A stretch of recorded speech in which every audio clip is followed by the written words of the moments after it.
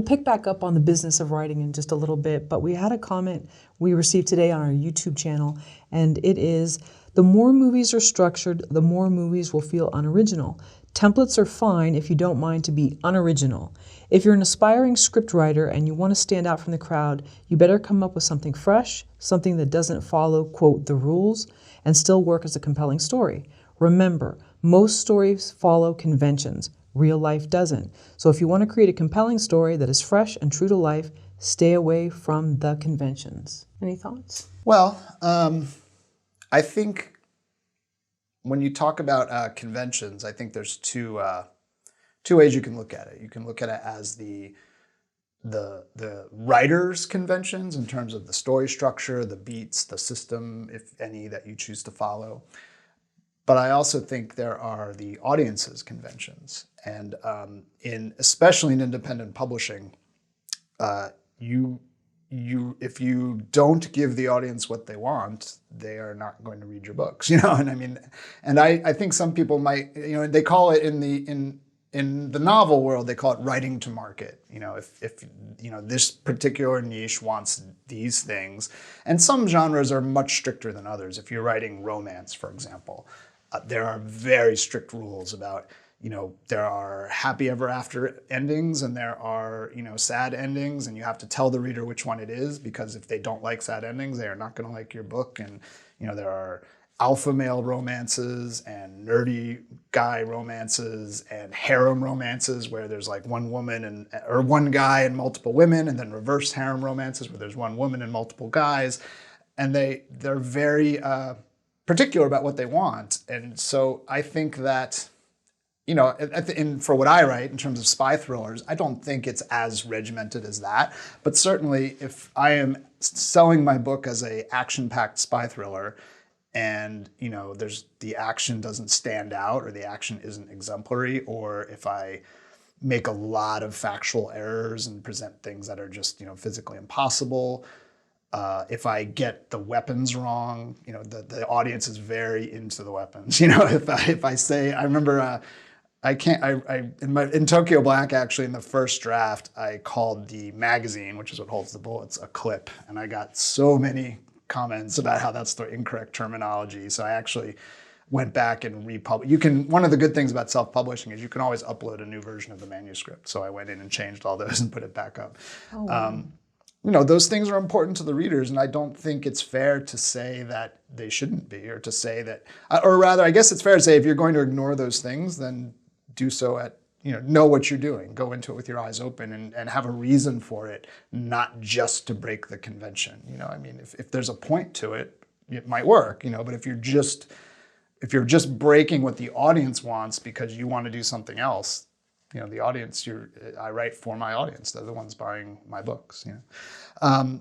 Now, in terms of the structure on the writer's side, I agree and I disagree. I mean, I think, this sounds very pretentious, but I think of a story as analog and structure as digital, in the sense that, you know, digital video or digital audio is sampling reality and to making it sound real to your ear with less information. You know, there's actually, so like the difference between a VHS and a DVD is there's, you know, on a VHS, there's an infinite variation of color between, you know, on the spectrum between blue and green, you know, whereas on a DVD at some point, it's digital, it clips off and blue stops and green starts. And it's just too small a gap for the human eye to see. You can't perceive it. And I guess what I mean by that is I think that there's always a sort of inherent structure to a story, but whether it follows these exact beats that people have come up with over the years, you know, whether you use Save the Cat or The Hero's Journey, I think those are sort of just overlays that we put on top of it to make sense of it all. And I think that you just need to find what works for you as a writer, and that's all the structure you need, in my opinion.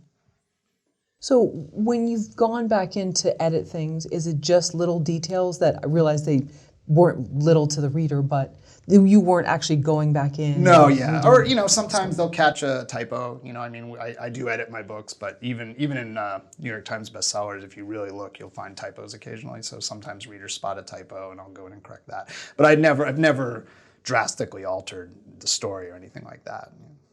And so I'm sure as your books have progressed, because you have how many out now? Sorry.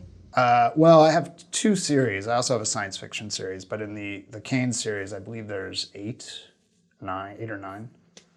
And so the feedback that you've received, whether it's on Amazon or people have emailed you, that helps shape the next sort of adventure that Caine To is some on? degree. I mean, yes or no. I don't think I've never really gotten an email like, you know, you really need the books to feel more like this, or you know, or if I haven't necessarily gone in that route.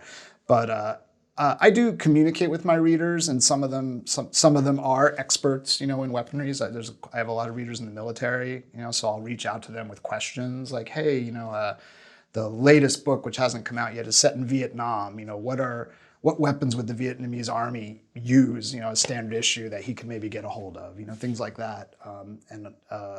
You know, I'll ask for feedback or for information on those kinds of areas, like help with research. The 3rd book was all set in Sudan and South Sudan. And so I asked some readers who had traveled through Africa for some information there, you know, like just things about the area that I couldn't find through research, you know, little things like that. And this is all set in current times? Yes. Okay. For the most part. I mean, it's kind of a vague timeline, but they're not, you know, they're not like World War II stories or anything. It's meant to be contemporary. And the internet, so the internet exists, Okay. yeah, for sure. Does story structure make a movie better or worse? I think it makes a movie better. I mean, I think that, but again, I think that structure does not necessarily have to be, you know, the inciting incident happens here, and then you've got 3 beats of fun and games, and then you've got this, you know. But I think that a story needs to be working towards something, you know. I mean, I do think that we tend to see things in beginnings, middles, and ends, you know. And I think as a writer, you should sort of have a sense of where you're going and where you are in the story and the escalation of things, of the drama and the conflict.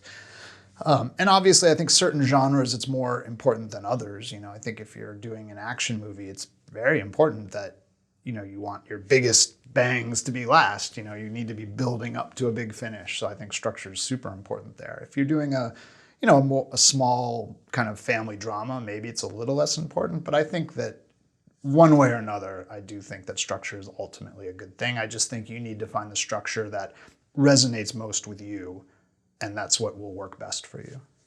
Do you think structure is fairly similar for novel writing as it is for screenplays? Yes and no. It was a really hard thing to wrap my head around when I started writing novels, because my only experience with structure was screenplay structures. And, you know, that question you asked me earlier about pages, you know, I would always think in pages as well, you know, from a screenplay. And it was really hard to figure out, like, well, how does this novel, you know, I could look in a novel, but there's no like metric to compare this book to this script, you know, like how do I figure out like where this point in the script would be for this book? You know, it's very difficult. And I mean, I got really obsessive about it. I mean, I even sort of figured out like, okay, well, my average screenplay is 105 words. So that translates to, you know, there's this many words on a page of my screenplay. So at, you know, 10,000 words in the novel, I'm at about page 30 in my screenplay. You know, I really kind of broke it down. I don't think that's necessary, but I needed to do that so that I could understand it, so that I could kind of wrap my head around it. Now I think I've sort of internalized it to a little bit. So I think there's still a beginning, middle, and end. And I think that some writers, that's all they need, and their structure isn't super rigid. Like if you read a Stephen King book, he says he doesn't outline, and I can feel his books are very loose. You know, I'm not saying that's obviously Stephen King. I mean, it works for him. You know. But I think the reason why, like I mentioned, many reviews, I see it over and over on my books, they say it feels cinematic or feels like an action movie. And I believe that that's because I internalized that screenplay structure and applied it to the book. And I think that's why it feels that way. So I think it all depends on what you're going for. And sometimes people say that as a negative too. They'll say, oh, you know, it didn't really feel like a book. It felt more like a movie. And they mean that as a negative. But that still doesn't bother me because I'm like, okay, clearly they didn't like it. It's not for them. But what I'm trying to do is still being conveyed, you know.